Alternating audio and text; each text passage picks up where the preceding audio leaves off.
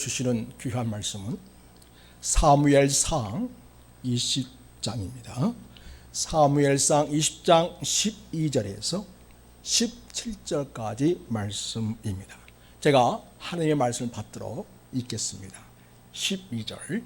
요나단이 다윗에게 이르되 이스라엘의 하나님 여호와께서 증언하시거니와 내가 내일이나 모레 이맘때에 내 아버지를 살펴서 너 다윗에게 대한 의향이 선하면 내가 사람을 보내어 내게 알리지 않겠느냐. 그러나 만일 내 아버지께서 너를 해치려 하는데도 내가 이 일을 네게 알려주어 너를 보내어 평안히 가게 하지 아니하면 여호와께서 나 요나단에게 벌을 내리시고 또 내리시기를 원하노라. 여호와께서 내 아버지와 함께 하신 것 같이 너와 함께 하시기를 원하오니 너는 내가 사는 날 동안에 여호와의 인자하심을 내게 베풀어서 나를 죽지 않게 할 뿐 아니라 여호와께서 너 다윗의 대적들을 지면에서 다 끊어 버리신 때에도 너는 네 인자함을 내 집에서 영원히 끊어버리지 말라 하고 이에 요나단이 다윗의 집과 언약하기를 여호와께서는 다윗의 대적들을 치를지어다 하니라. 17절 같이 읽습니다. 시작. 다윗에 대한 요나단의 사랑이 그를 다시 맹세하게 하였으니 이런 자기 생명을 사랑함같이 그를 사랑함이었더라. 아멘. 친구를 따라 강남을 간다는 말이 있습니다. 이 말이 친구를 따라서 서울에 있는 강남에 간다는 그런 말일까요? 아닙니다. 옛날에 강남은 서울시에 속하지도 않았습니다. 경기도 지역에 속해 있었습니다. 옛날에는 강북만이 서울시였습니다. 이 말이 원래는 제비가 친구를 따라 강남 간다 였을 것이라고 이야기합니다. 그리고 강남은 한강 남쪽의 강남이 아니고 중국의 양쯔강 아래를 강남이라고 합니다. 제비가 대개 음력으로 3월 3일 삼진날에 한국을 찾아옵니다. 그리고 9월 9일이 중양절인데 이쯤에 중국 강남으로 다시 날아갑니다. 무려 3만 킬로미터나 떨어져 있습니다. 시속 90km로 빠르게 달려갑니다. 자동차 달리는 속도이지요. 제비들은 이런 속도로 보름간이나 날아갑니다. 보통의 철새들은 다 함께 출발을 합니다. 그런 철새들과 달리 제비는 떠나는 시간과 날짜가 제각기 다릅니다. 저 집 제비들은 어디에 떠났는데 이 집 제비는 아직 그대로 머물러 있습니다. 옆집 제비들이랑 비비대다가 같이 떠납니다. 그런 식으로 제비는 몇 마리씩 짝을 지어서 따로 출발합니다. 그리고 자기들이 생각하는 어느 만남의 광장에 도착해서 소규모로 뭉치고 다시 남쪽 바닷가에서 대규모로 떼를 지어서 드디어 바다를 건넙니다. 그것을 알리 없던 옛날 사람들은 다른 집 제비가 떠나니까 우리 집에 있는 제비가 허전해서 같이 따라가는 것이라고 생각을 했던 것입니다. 그래서 강남 친구 따라 강남 간다는 말을 그렇게 이해했던 것입니다. 살아가면서 좋은 친구를 만나 알고 지내는 것은 축복입니다. 좋은 친구는 이해 타산을 따지지 않습니다. 상대방을 이용하려는 속임수 같은 것을 갖지 않습니다. 순수한 마음으로 사랑하고 진실한 마음으로 축복해 줍니다. 상대방을 진심으로 배려합니다. 이야기를 잘 들어주고 중국에게 자기가 할 수 있는 한 최선을 다합니다. 오늘 본문을 보면 그런 우정 이상을 보여주는 내용이 나오고 있습니다. 그 친구들의 이름은 다윗과 요나단입니다. 사무엘상 20장 전체가 다윗과 요나단에 대한 이야기를 다루고 있습니다.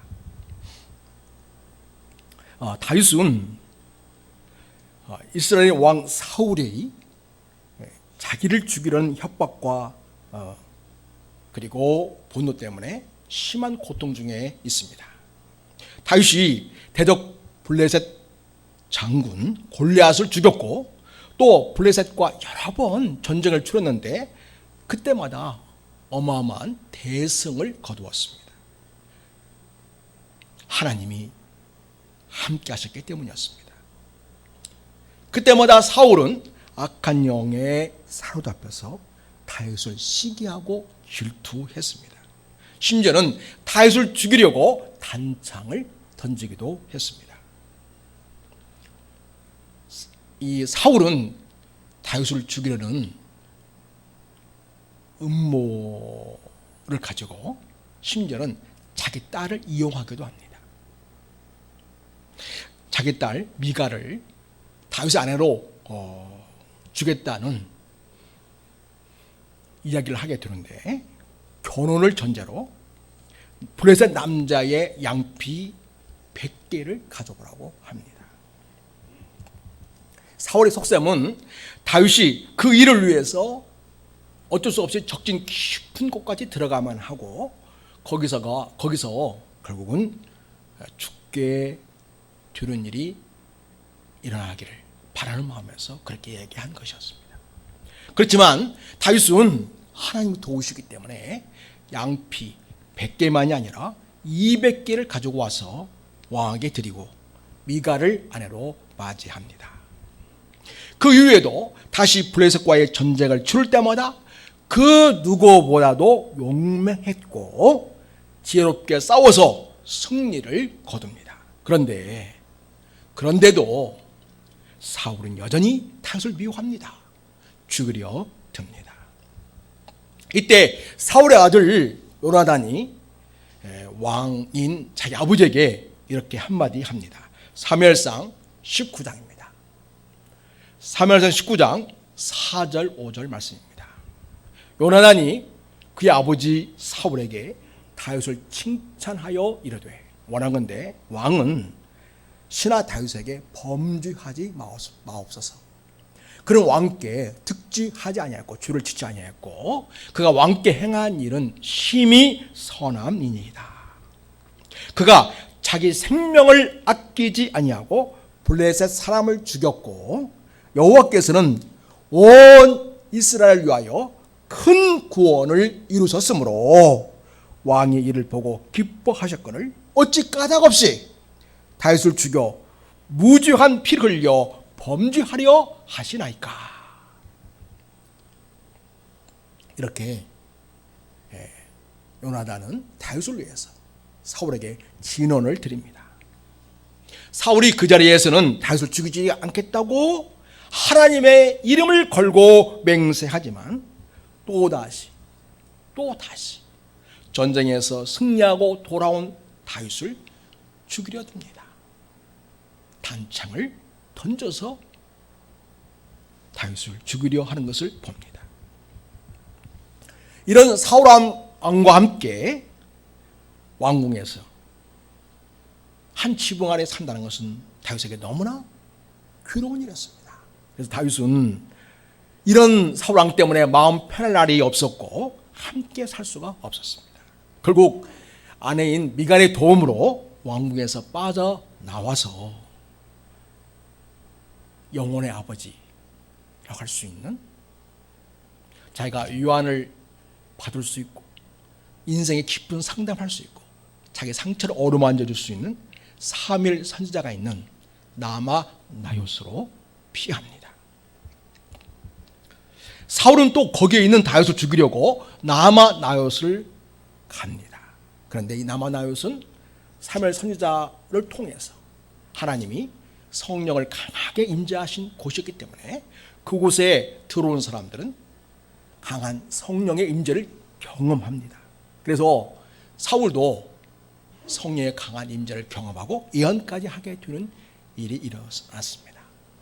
우리가 지난주에 보았지만, 그러면 사울도 선지자의 축에 드는 거냐, 이런 속담이 생겼다고 하지 않았습니까? 그렇지만 사울의 본심은 하나도 변하지 않았습니다. 이런 상황에서 다윗은 나마나롯으로 도망쳐 나오고 사울 왕의 아들 요나단을 은밀하게 만납니다.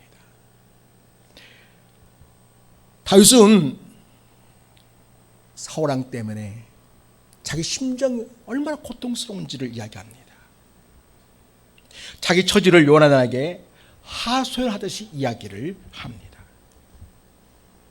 다윗은 이때 요나단에게 자기가 얼마나 위태로운 상황에 처해 있는지를 이렇게 이야기하고 있습니다. 사무엘상 20장입니다. 3절을 보면, 다윗이 또 맹세하여 이르되 내가 네게 은혜 받은 줄을 네 아버지께서 밝히 알고 스스로 이르기를 요나단이 슬퍼할까 두려운즉 그에게 이것을 알리지 아니하리라 함이니라. 우리 같이 한번 읽어볼까요? 그러나, 거기서부터 시작. 그러나 여호와의 살아계심과 내 생명을 두고 맹세하노니 나와 죽음의 사이는 한 걸음뿐이라. 나와 죽음의 사이는 한 걸음뿐이다. 자기가 매 순간 죽음의 길을 걷고 있는 그런 심정이다, 그런 표현을 하고 있습니다. 이런 다윗에게 요나단이 이렇게 대접해 줍니다. 사무엘상 20장 4절입니다. 요나단이 다윗에게 이르되 네 마음의 소원이 무엇이든지 내가 너를 위하여 그것을 이루리라. 내가 너를 도울 수 있는 일이라면 나는 무엇인지 하겠다. 그렇게 다윗에게 우정을 내보입니다. 요나단은 이전에 다윗을 만나서 서로의 우정을 확인하고 약속을 한 적이 있습니다. 그것을 성경에서는 요나단과 다윗이 언약을 맺었다, 이렇게 얘기하고 있습니다. 사무엘상 18장을 보면 1절에서 4절입니다. 다윗이 사울에게 말하기를 마침에 요나단의 마음이 다윗의 마음과 하나가 되어서 요나단이 그를 자기 생명같이 사랑하니라. 요나단이 다윗을 자기 생명같이 사랑하는 마음이 생겼습니다. 그날에 사울은 다윗을 머무르게 하고 그의 아버지 집으로 다시 돌아가기를 허락하지 아니하였고, 제정신일 때는 다윗을 옆에 두기를 좋아합니다. 그때에 요나단은 다윗을 자기 생명같이 사랑하여 더불어 언약을 맺었으며, 사절 보면 요나단이 자기가 입었던 겉옷을 벗어 다윗에게 주었고 자기의 군복과 칼과 활과 띠도 그리하였더라. 그 언약을 요나단은 그때부터 지금까지, 오늘 본문의 20장까지 마음 편하지 않고 지켜주고 있음을 우리가 확인할 수 있습니다. 여러분, 여기 방금 읽은 사무엘상 18장 3절을 보면 요나단은 다윗을 자기 생명같이 사랑하여 더불어 언약을 맺었으며, 이 표현을 통해서 우리가 알 수 있는 것은 무엇입니까? 진정한 우정, 진정한 언약의 출발은 사랑이라는 것을 알 수 있습니다. 사랑하는 마음 때문에 진정한 친구 맺기를 하는 것이죠. 그렇습니다. 진실한 우정은 상대의 방을 있는 그대로 받아들이고 사랑으로 대해 주는 것입니다. 그것이 아닌 다른 것이라면 진실한 친구 사이라고 할 수 없겠습니다. 또 4절 보면요, 요나단이 자기가 입었던 겉옷을 벗어서 다윗에게 주었고 자기의 군복과 칼과 활과 띠도 그리하였더라. 여러분, 구약에서 종종 옷을 벗어주는 일이 나옵니다. 그 일은 바로 언약을 맺는 행위입니다. 이런 뜻이죠. 너와 나는 하나이다. 그런 의미가 되겠습니다. 너의 운명이 나의 운명이고 나의 운명이 너의 운명이다. 그런 의미를 담고 있습니다. 또 자기의 군복과 칼과 활과 띠도 그리하였더라. 이런 표현이 있지 않습니까? 이것은 요나단 이 왕자로서 자기가 갖고 있는 군대 지휘관으로서의 모든 권력과 권세를 다윗 너에게 내가 넘겨준다. 위임한다는 뜻을 갖고 있습니다. 그래서 여러분, 요나단은 참 아버지 사울과 너무 달랐습니다. 요나단은 다윗을 자기 정치 권력의 방해물로 보지 않았습니다.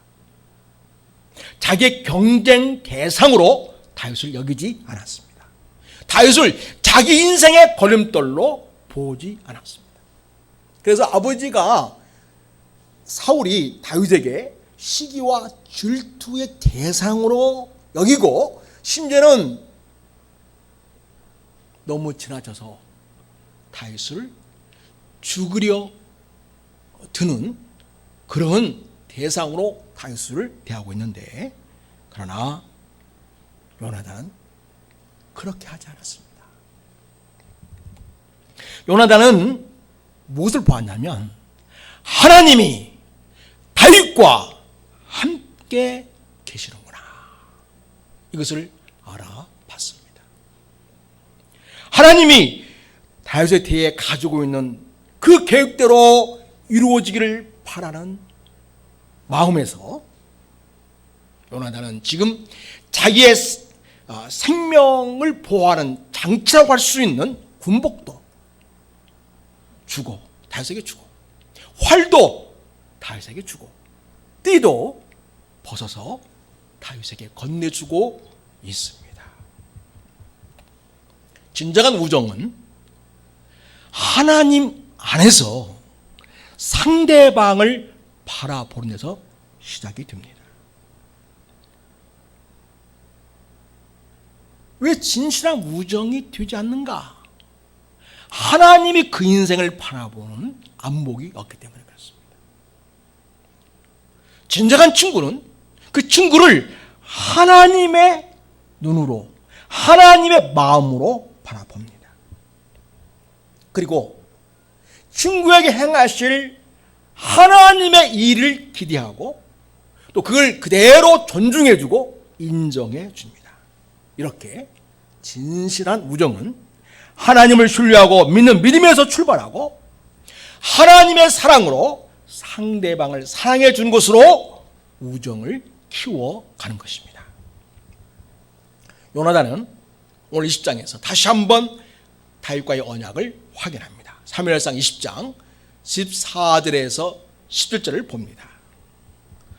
너는 내가 사는 날 동안에 여호와의 인자하심을 내게 베풀어서 나를 죽지 않게 할 뿐 아니라. 우리 15절 16절 같이 읽겠습니다. 시작.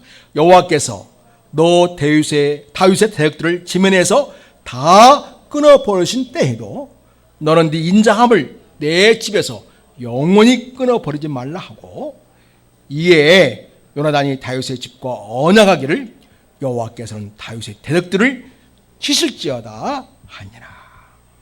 17절입니다. 같이 읽습니다. 다윗에 대한 요나단의 사랑이 그를 다시 맹세하게 하였으니 이는 자기 생명을 사랑함같이 그를 사랑함이었더라. 여러분, 사실 전쟁에서의 다윗의 대적은 누구입니까? 블레셋을 비롯한 주변 국가들이죠. 그러나 지금 현재 이 집안에서의 왕궁 안에서의 다윗의 대적이라고 한다면 누구입니까? 물론 다윗은 대적이라고 하지 않죠. 사울이 다윗을 대적으로 생각하고 있는 것이죠. 그런데 오늘 그 사울의 아들인 요나단은 다윗을 사랑하는데 생명을 사랑함 같이, 자기 생명을 사랑함 같이 그를 사랑했다고 이야기합니다. 사랑하는 여러분, 진실한 우정은 친구의 안전과 미래를 위해서 기꺼이 돕는 것입니다. 다윗과의 언약을 지금부터 요나단은 다윗을 위해서 무엇을 해줄 것인가, 무엇을 할 것인가 하면서 무엇인가 돕는 일을 시작합니다. 그것은 먼저 다윗에게 생명의 안전을 확보해 주는 일입니다.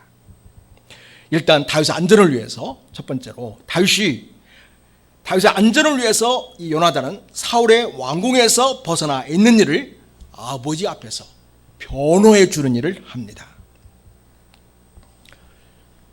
식사를 할 때에, 특별히 아침 식사는 왕과 함께 식탁에 앉아서 같이 했었습니다.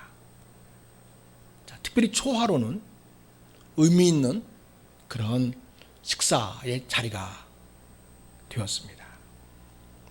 그 초하루의 식사 자리에 다윗의 자리가 비어 있는 것을 보고서 사울이 묻습니다. 다윗이 어찌하여 이틀이나 식사 자리에 있지 않는가라고 물을 때에 요나단이 이렇게 대답을 합니다. 사무엘상 20장입니다. 28절에서 29절까지 말씀입니다. 요나단이 사울에게 대답하되 다윗이 내게 베들레헴으로 가기를 간청했습니다. 이르되 원하건대 나에게 가게 하라. 우리 가족이 그 성읍에서 제사할 일이 있으므로 나의 형이 내게 오기를 명령하였다. 내가 네게 사랑을 받거든 내가 가서 내 형들을 보게 하라. 이렇게 나한테 부탁을 했습니다. 그래서 내가 그 청을 들어주었고, 그래서 지금 다윗이 왕의 식사 자리에 오지 않은 것입니다. 그러니 너그럽게 이해해 주시기 바랍니다. 그런 뜻으로 요나단이 사울에게 다윗을 변호해서 이야기를 해주고 있습니다. 식사 자리에 없는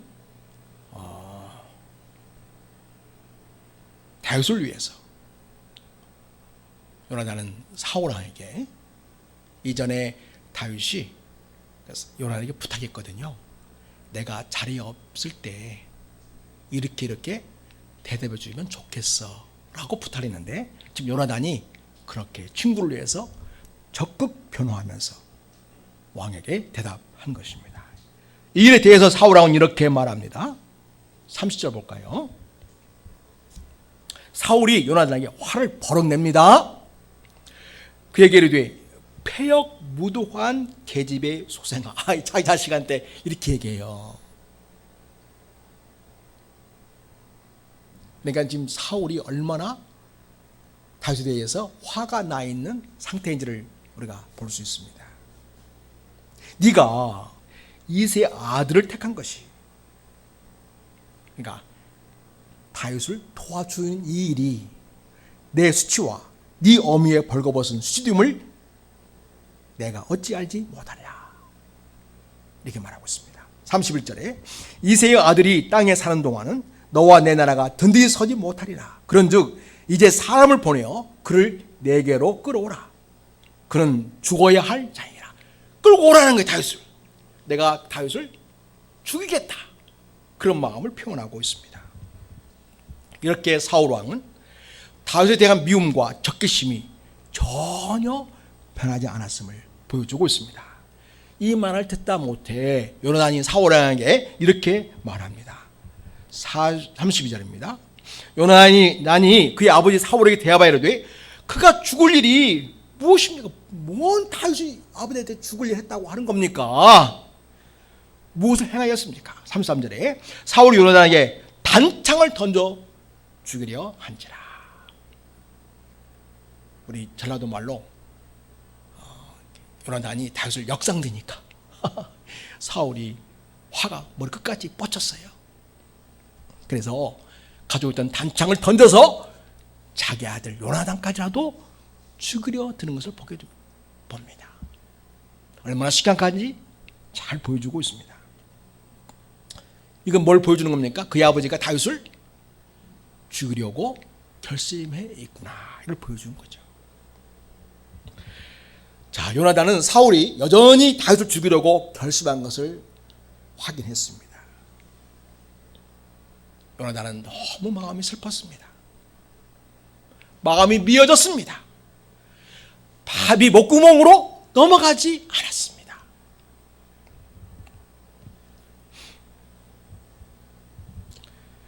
그리고 여러분, 이렇게 하기까지 요나단은 적극적으로 다윗을 위해서 아버지 앞에서 변호했고요. 또 하나, 다윗과의 언약을 이행하는 일에 있어서 요나단은 자기 아버지 사울 왕이 다윗에 대해서 죽일 마음을 돌렸는지를 다윗에게 확인해 주는 것이 필요한데, 그래서 이제 확인이 되면 다윗은 다시 왕궁으로 돌아올 수 있겠죠. 근데 여전히 사울이 다윗을 죽이려고 하고 있다 한다면 왕궁으로 돌아올 수가 없는 것이죠. 다윗과 이미 약속한 대로 요나단은 들판에서 사울 왕의 마음이 변하지 않았다는 것을 다윗에게 알려줍니다. 요나단은 작은 아이 하나를 데리고 들판으로 나갔습니다.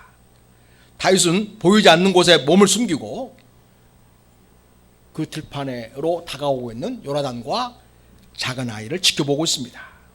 자, 그리고 요나단이 마침내 섰습니다. 그리고 수위를 당겨서 활을 쏩니다. 일부러 세게 쏩니다. 아이가 달려가고 있는데 그 아이가 달리는 것보다 더 앞쪽으로 화살이 떨어지게끔 그렇게 활을 쏜 것입니다. 이게 바로 암호입니다. 우리 아버지 사울이 너를 여전히 죽일 마음이 변하지 않았다, 이걸 보여주고 있는 것입니다. 요나단은 자기가 갖고 있는 무기를 함께 온 아이에게 건네주면서 야, 이걸 가지고 성읍으로 돌아가라, 이렇게 이야기합니다. 아이는 돌아갔습니다. 그 들판에는 아무도 없습니다. 요나단과 다윗만이 있는 것이죠. 요나단과 다윗이 아무도 없는 들판에서 서로 인사를 합니다. 다윗이 요나단에게 3번 절을 합니다. 그리고 만나서 서로 입맞추고 같이 웁니다. 성경에는 보니까 다윗이 더 서럽게 울었다, 이렇게 표현하고 있습니다. 얼마나 서럽겠습니까? 이렇게 요나단은 다윗을 보호해주고, 다윗은 이런 요나단에게 언약 맺은 것을 생명을 걸고 지키겠다, 그런 결심을 다시 한번 다짐합니다. 성도 여러분, 이 요나단과 다윗의 사랑, 그 우정이 얼마나 진하고 아름답습니까? 저는 우리 성도들에게 이런 우정을 나눌 수 있는 친구들이 있기를 바라고 여러분을 축복합니다. 또 우리 성도들도 예수님 안에서 하나 된 형제 자매로서 이런 우정을 나눌 수 있는 신실한 관계로 성장할 수 있게 되기를 바랍니다. 성도 여러분, 여러분에게는 이런 요나단과 다윗 같은 친구가 있습니까? 요즘 같은 세상 하도 험하고 이기적이어서 이런 친구 두기가 어렵겠지만, 그래도 여러분에게는 이런 친구들이 꼭 있게 되기를 바랍니다. 또 여러분, 이런 좋은 친구를 옆에 두기를 원한다면 내가 좋은 친구가 되어야겠지요. 여러분이 다윗과 요나단과 같은 사람들이 되어서 진실한 친구가 되어주시기를 바랍니다. 그러면 그런 친구가 여러분에게로 다가오게 되어 있습니다. 여러분, 이런 좋은 친구가 내 옆에 있으면 좋겠다 하시지만 설사 이 세상에 이런 친구가 없다 해도 여러분 절대 실망하거나 낙심하실 필요는 없습니다. 왜냐하면 여러분에게는 자기 생명까지 아끼지 아니하시고 여러분을 사랑하시는 예수님이 친구로서 함께하고 있기 때문입니다. 예수님은 나사로를 친구라고 불렀습니다. 그래서 나사로가 아파서 죽게 되었다.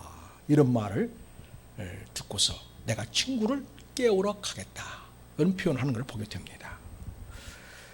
우리 예수님 이런 말씀 하신 적이 있습니다. 사람이 친구를 위하여, 요한복음 15장 13절입니다. 한번 보여주시겠습니까? 같이 한번 읽겠습니다. 시작.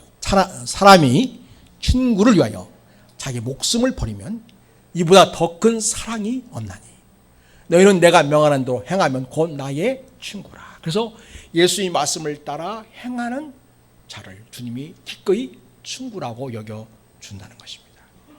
이제부터는 너희를 종이라 하지 아니하리니 종은 주인이 하는 것을 알지 못함이라. 너희를 친구라 하였노니. 여러분, 예수님이 지금 제 아들에게 친구라고 말하고 있지 않습니까? 사실 그때도 이 친구라고 할 수 있는 이 제 아들은 전혀 친구답지 않았죠. 여전히 영적으로 미숙했고 어리숙했습니다. 우리 예수님이 의도한 바 영적 메시지를 제대로 깨닫지 못하고 있었죠. 우리 주님이 우리를 위해서 십자가에 달려 죽으시겠다는 계획을 전혀 이해하지 못하고 있었습니다. 그런데 주님은 그런 제자들을 할지라도 우리 주님이 그들을 친구 삼았고 또 지금 친구로 부르고 있습니다. 내가 내 아버지께 들은 것을 다 너에게 알게 하였습니다. 그래서 주님께서는 친구에게 속마음을 다 이야기하듯이 그렇게 하늘 비밀에 대해서 제 아들에게 다 이야기했다고 말씀하시고 있습니다. 그래서 여러분, 하늘의 비밀을, 영생의 비밀을, 영원한 하나님의 비밀을 아낌없이 우리에게 다 알려주신, 자기 속 마음을 다 우리에게 보여주신 분 예수님이 오늘 우리에게 찾아오셔서 너는 나의 친구야 이렇게 말씀하시고 있습니다. 여러분, 주님께서 우리를 향한 사랑은 어느 정도일까요?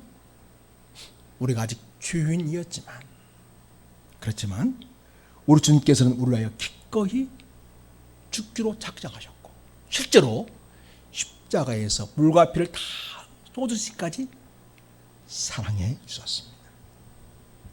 그래서 바울 사도께서는 로마서 5장 8절에 이렇게 말합니다. 우리가 아직 죄인 되었을 때에 그리스도께서 우리를 위하여 죽으심으로 하나님께서 우리에 대한 자기의 사랑을 확정하셨느니라. 하나님께서 우리를 얼마나 사랑하신지를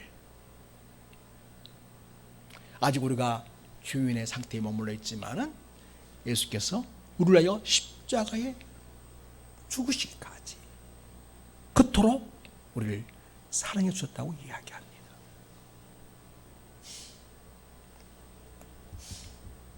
그러면 이제 우리가 그의 피로 말미암아 의롭다 하심을 받았으니 더욱 그로 말미암아 진노하시면서 구원을 받을 것이니. 그래서 이토록 자기 생명을 아낌없이 주셔서 구원받게 하시고 하나님 나라가 자녀가 되게 하시고 하나님 나라의 일꾼으로 쓰임 받도록 우리를 세우시는 그 주님께서 우리를 친구다 이렇게 우리를 불러주고 있습니다.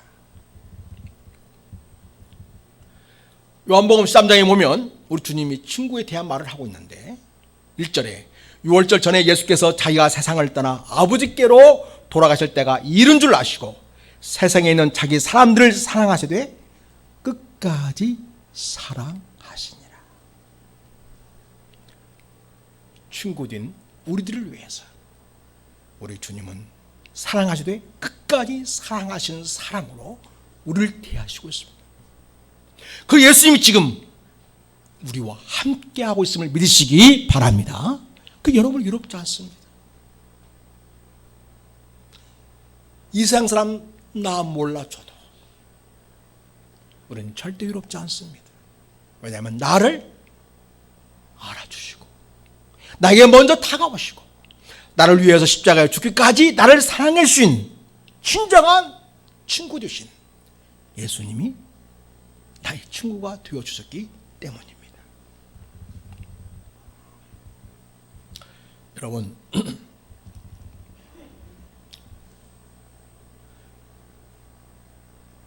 많은 사람들이 다른 사람들을 친구로 삼으려고 하면 그 친구가 변변치 않아서 내가 그 사람을 버렸다, 더 이상 친구하지 않기로 했다, 그런 이야기를 종종 합니다.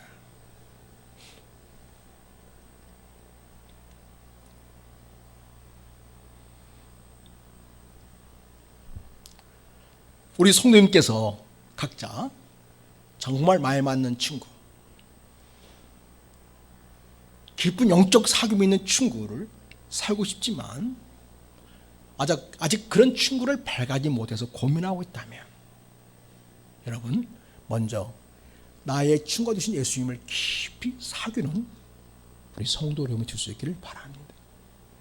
예수님과 깊은 사귐이 있는 친구 사귀기를 할 때에 우리는 다른 사람들과 진정한 친구의 사귐을 우리는 할 수 있게 됩니다. 어느 사람들은 자꾸 친구를 바꿉니다. 마음에 들지 않는다고요. 그렇게 사람들을 다른 사람으로 대체해가면서 사람 사귀는 식으로 그렇게 대한다면, 나는 하나도 변하지 않는다면 나에게는 영영 진정한 친구가 있을 수 없습니다. 또 변하지 않는 나 때문에 나와 관계가 있는 다른 사람을 오염시킬 수 있는 위험도 없지 않아 있습니다. 사랑하는 여러분, 내가 좋은 친구를 사귈 수 있는 길은 말씀드린 대로 먼저 예수님과 좋은 친구로서의 사귐을 지속적으로 잘 이루어갈 때에 우리는 다른 사람과 좋은 친구 맺기가 가능해집니다. 그리고요, 그 예수님과 좋은 친구 맺기를 하면서 주님과 깊은 사랑의 관계에 들어가게 된다면 예수님은 내 인생을 새롭게 하시고 내 인생을 변화시켜 주십니다.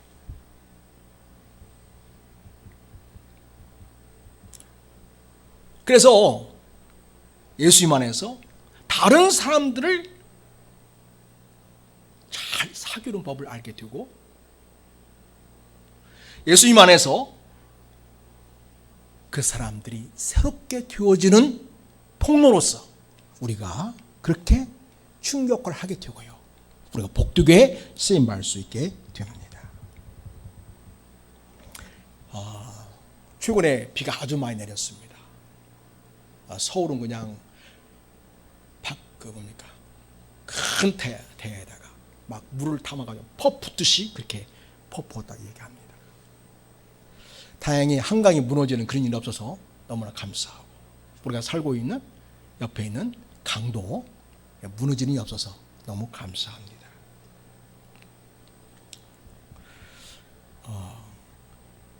여러분, 비가 많이 오면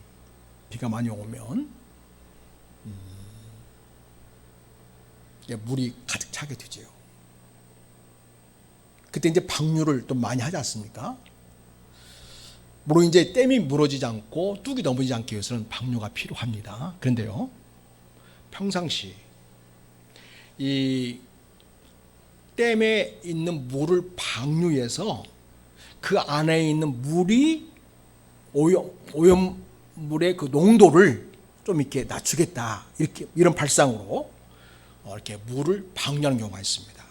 그래서 희석 효과로 감소하고 하천의 수질 기준 등급을 올리는 그런 시도를 합니다. 근데 여러분, 그렇게 할 경우에 오염물의 양은 그대로이고요, 오염물 유입을 줄이는 것도 더 중요한 사실을 우리는 알아야 한다는 것입니다. 여러분, 그 어항의 수질 관리를 하는 방법이 있는데요, 보통 집에 있는 어항은 오랫동안 방치하면 물고기들의 그 배설물 나오는 아모니아 때문에 그 독소로 인해서 수질이 오염되고요, 물고기들이 살 수 없는 물이 됩니다. 이런 경우 많은 사람들은 물을 3분의 1 정도를 주기적으로 내다 버리고 새로운 물로 채워줌으로써 그 물을 관리하는 것을 봅니다. 그런데 여러분, 만약에 대형 욕과기를 설치하고 좁은 박테리아들이 서식할 수 있는 매개물을 넣은 뒤에 물을 펌프로 계속 순환시켜 준다면, 그래서 물리적으로 역과를 여과시켜주고 그런 일과 함께 생물학적 여과를 한다면 물을 계속 내다 버리지 않아도 된다고 합니다. 그 여과제에 붙어 사는 좁은 박테리아들이 독성 물질인 아모니아를 독성이 적은 아질산 아모니아로 바꿔주고요. 그 어항에 수초를 씌우면 아질산 아모니아는 수초들에게는 질소 거름이 된다고 합니다. 안정섭 목사님이라는 분이 있는데 그 집 어항은 2006년에 주워온 4자짜리 어항이라고 합니다. 16년간 어항을 완전히 뒤엎어서 물을 갈아준 것은 5번을 넘지 않는다고 합니다. 그러니까 1년에 한 번도, 어떤 경우는 1년에 한 번도 물을 안 갈아주고 그냥 있는 물 그대로 쓴다는 것이죠. 그래서 자기를 가리켜서 게으른 어항 관리인이다 이렇게 얘기합니다. 그래서 증발한 물의 양만 채워준다는 거예요. 그럼에도 불구하고 그 어항에 구피가 있는데 구피들은 끊임없이 새끼를 낳고 자란다고 합니다. 집에 오신 분들이 있으면 그걸 달라고 하면 수십 마리씩 퍼주는데도 아직도 수백 마리가 있다고 합니다. 이끼들이 끊임없이 자라서 정글을 이루기 위해 잔디를 깎듯이 자주 잘라준다고 합니다. 마치 내물의 생태계처럼 자체 정화가 되고 자체 소비가 되기 때문이라고 말씀하십니다. 사랑하는 여러분, 우리 예수님이 바로 우리를 정화시켜 주는 분이십니다. 그래서 예수님이 내 안에 오시면 내 인생에 정화가 이루어집니다. 내가 새로워지는 거죠. 내가 계속 주님 안에서 좋은 양질의 영성을 유지하고 성품을 유지하고 인간관계 맺기를 유지함으로써 내가 알고 지내는 친구들과 더 좋은 친구 관계를 맺게 되고 진실한 친구 관계를 맺게 되고 주님이 우리를 사랑함 같이 친구를 사랑하는 마음으로 대하게 됩니다. 그래서 친구를 말 만나고 계속 바꾸듯이 사람을 바꾸는 방식으로 친구 맺기를 하지 않고 있는 친구들 주님의 사랑으로 대하고 주님의 마음으로 대하고 주님의 방법으로 대함으로써 그 친구들이 더욱 진실하고 깊이 있는 사랑의 관계로 만들어 간다는 것입니다.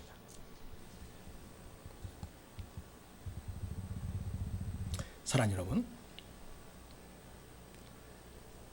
우리 주님이 우리의 진정한 친구로 오셨습니다. 당대의 생명을 십자가에 내어주기까지 물과 피를 다 흘려서 우리의 모든 죄와 악을 정화시켜 주시고 우리 인생을 새롭게 하셔서 바로서께서는 우리를, 그리스도께서는 우리를 새로운 피조물로 바꾸셨다 이렇게 얘기합니다. 새로운 피조물이 된 우리는 예수님과 관계 맺기를 잘하면서 계속하여 내 안에서 예수님을 통하여 우리 인생의 영혼의 관리가 이루어져야 합니다. 주님이 내 안에 계실 때에 자체적으로 주께서 우리를 늘 새롭게 하시고 늘 변화시켜 주시고 결국은 내 인생이 새로워지고 변화가 일어나게 된다는 것입니다. 그래서 예수님과 당시의 생명을 걸고 우리를 사랑하셨고 지금도 끊임없이 성령을 통하여 우리 인생을 사랑하시고 있고 그 사랑을 다시 주님 오실 때까지 우리 주님께서 지키겠다고 약속해 주신 그 약속을 지금도 지키고 있습니다. 우리 주님께서 세상을 떠나서 하늘나라로 올리워 가실 때 예수님 없다고 들어오지 말라고 얘기했습니다. 그래서 여러분, 예수님 눈에 안 보인다고 우리와 함께 하지 않는 것이 아닙니다. 우리 예수님 우리의 영원한 친구로서 성령을 통하여 우리가 하나님 나라에 이를 때까지 함께 하시는 동반자요 친구로 함께 하시고 있습니다. 이런 좋은 친구 바로 예수님이십니다. 그러므로 여러분, 우리에게 생명을 주시고 구원을 주시고 이 땅에서 하나님의 자녀로서의 영광스러운 인생을 살도록 우리를 이끌어 주시는 우리 예수님을 통해서 여러분, 예수님과 충맥기를 일을 잘함으로써 여러분의 유로움과 여러분의 고통과 아픔과 그 모든 것들을 소상하게 주님께 아뢰면서 위로받고 치료받고 회복되기를 축복합니다. 우리 예수님과 관계 맺기를 잘하여 성령을 통하여 우리의 성품을 변화시켜주고 우리 인격을 새롭게 함으로써 옛날보다는 지금, 작년보다는 오늘이, 오늘보다는 내년이, 내년에 나가 기대가 되는 여러분이 될 수 있기를 바랍니다. 우리 주님이 여러분을 변화시켜서 정말 새로운 인생, 생명력 있는 인생, 아름다운 우정을 이루어 가시는 우리 주님을 통해서 진정한 아름다운 인간관계를 통하여 아름다운 우정의 관계를 지켜가고, 또 우리 성도들끼리도 그 예수의 사랑으로 서로 진실한 우정, 진실한 주님 안에서의 교제를 통해서 아름다운 친구 맺기가 이루어짐으로써 우리 교회 공동체에 속한 분들이 다 행복하고 정말 사랑을 주고받고 아름다운 믿음의 공동체로 더욱더 세워져 가기를 기대합니다. 사랑하는 여러분, 비록 교회에 다니지 않는다 할지라도, 우리 교회 공동체에 속하지 않는다 할지라도 여러분이 관계 맺기를 하고 있는 이 세상 속에 많은 사람들, 직장에서의 직원들, 그리고 일반 사회생활에서의 많은 사람들 대하게 되는데, 여러분이 예수님과 좋은 친구 맺기를 통해서 여러분이 변화되고 새로워짐으로써 여러분을 만나는 사람마다 그 인생에 새로운 변화가 일어나게 되고 인생의 새로운 역사가 시작되고 여러분을 통해서 그들이 참 하늘의 생명을 공급받고 하늘의 축복과 은혜를 누리게 되는 통로가 될 수 있기를 바랍니다. 그래서 여러분이 정말 이 세상에서 예수의 생명을 소유한 예수의 제자, 좋은 친구로서 살아가게 되시기를 우리 영원한 친구가 되시는 예수님의 이름으로 축복합니다. 사랑하는 하나님 아버지, 우리가 죄로 오염되고 썩은 냄새나고 허물투성이지만 그럼에도 불구하고 우리를 위하여 십자가에 죽기까지 사랑해 주셔서 주님 너무 감사합니다. 또한 성령을 통하여 지금도 우리와 지속적인 관계를 맺고 있고 우리를 늘 성품과 인격을 다루셔서 주님이 원하시고 기뻐하시는 주님의 성품과 인격으로 세워져가게 하시고 우리의 생각과 마음이 주님을 닮아감으로써 나와 관계하고 있는 사람들이 행복해지게 되고 복되게 되고 이 세상을 아름답게 하는 통로로 쓰임받게 하시니 감사를 드립니다. 아직은 부족합니다만 이렇게 주님과 좋은 친구 맺기를 통해서 우리가 더욱 새로워지고 변화됨으로써 이 세상의 유익한 존재, 함께하기 원하는 사람, 축복을 나누는 통로, 그러한 자로 살아가기를 원합니다. 주여 우리를 늘 새롭게 해주시옵소서. 우리의 영원한 친구가 되어주시고 생명의 주가 되시는 예수님의 이름으로 축복하옵고 기도드립니다. 아멘. 찬송